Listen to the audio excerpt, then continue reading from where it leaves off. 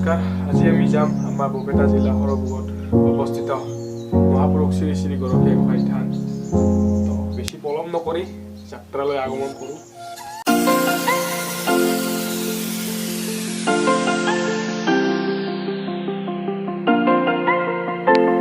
এইটো হ'ল শ্ৰী শ্ৰী মা মনসা দেৱী মন্দিৰ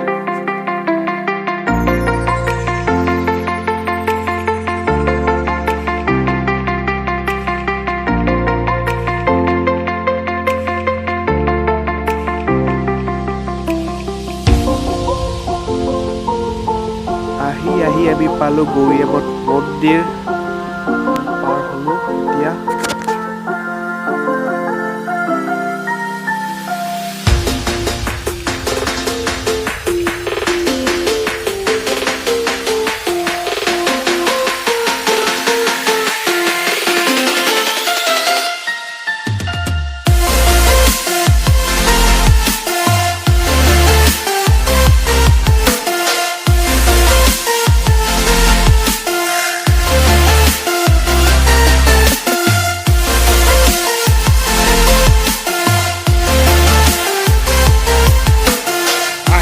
পালো গান্ধী ভৱন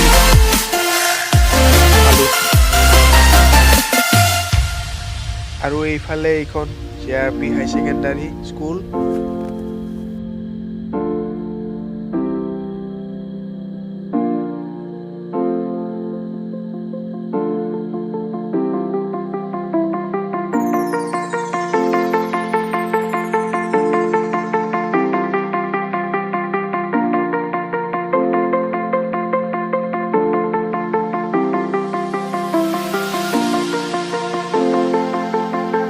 এতিয়া পালো আমাৰ ইলেক্ট্ৰিচিটি অফিচ পাৰ হলো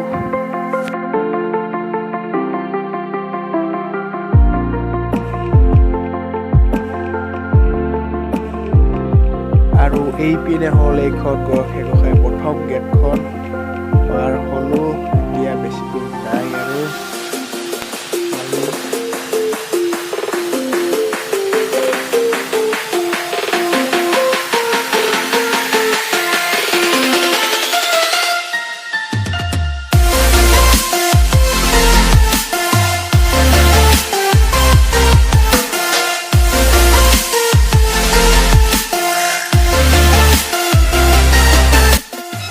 আমি এতিয়া আহি পালোঁ গৰখীয়া মন্দিৰ সন্মুখৰ গেটখনৰ আগতে আছোঁ এতিয়া ভিতৰত যাওঁ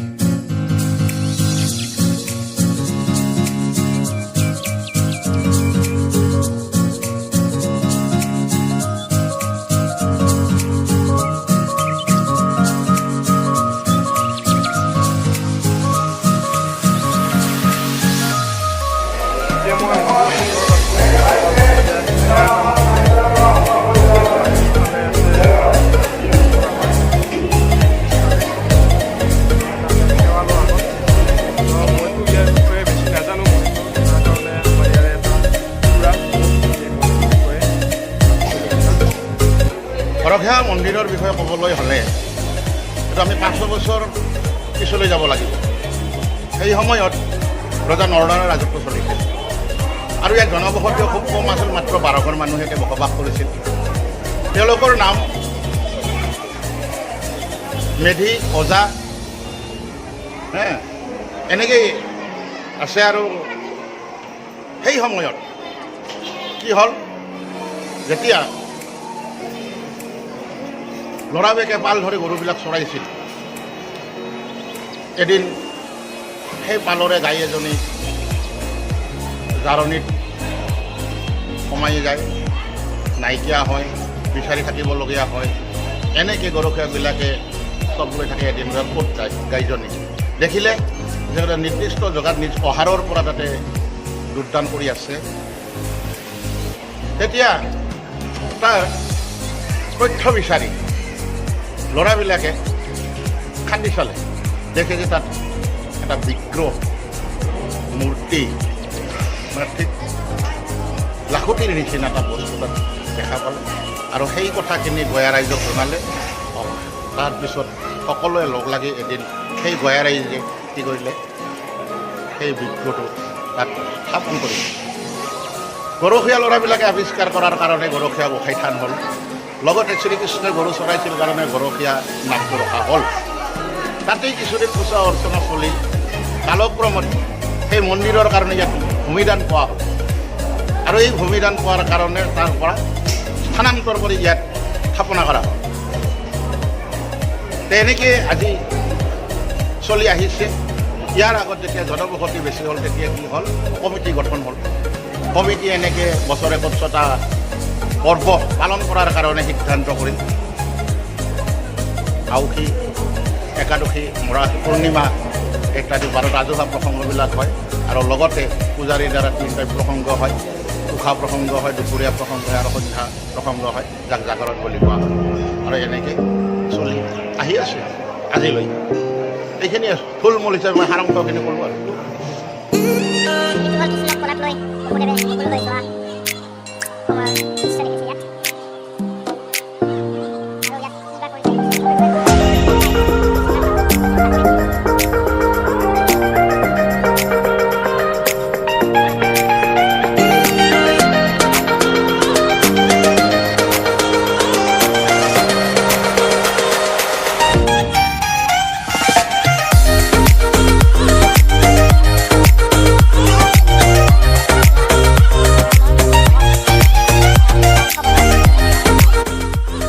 এইটো হ'ল মন্দিৰৰ পিছফালে থকা পুখুৰী।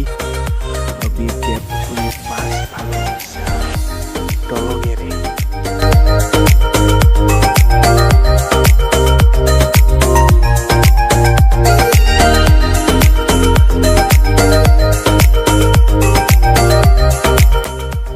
এতিয়া আমি গৈ আছো বৃন্দাবন সেৱাশ্ৰম স্থলীলৈ। আৰু এইডাল হৈছে সেই প্ৰকাণ্ড বটগছ, গামোচা বন্ধা বটগছ। এতিয়া আমি ভিতৰলৈ যাই আছো। এতিয়া আছো বটগছডালৰ তলত। ইয়াত শুনা পাইছোঁ গামোচা বান্ধিলে বোলে যি মনৰ আশা পূৰ্ণ হয়। ইয়াত শুনিব পাইছোঁ। বিশেষকৈ ইয়াত প্ৰেমিক প্ৰেমিকাসকলে গামোচা বান্ধে। আমাকতো নায়েই এইবিলাক, তো আমি নাবান্ধো, আশাও নাই।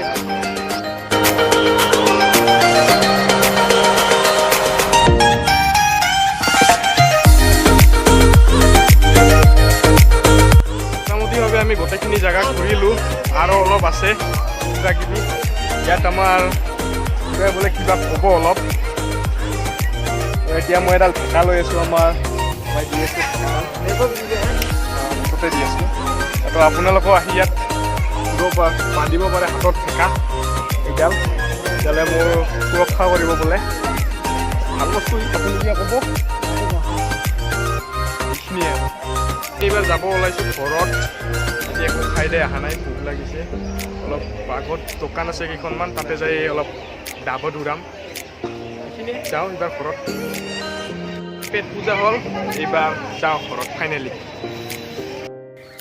মই আহি পালোঁ এতিয়া ঘৰ আৰু বিশেষ একো নকওঁ। যদি ভিডিঅ'টো ভাল লাগিল তেন্তে লাইক, ছাবস্ক্ৰাইব, তাৰপিছত যিমান পাৰে ভিডিঅ' শ্বেয়াৰ কৰি দিব। লগতে কি ক'ম, বাই।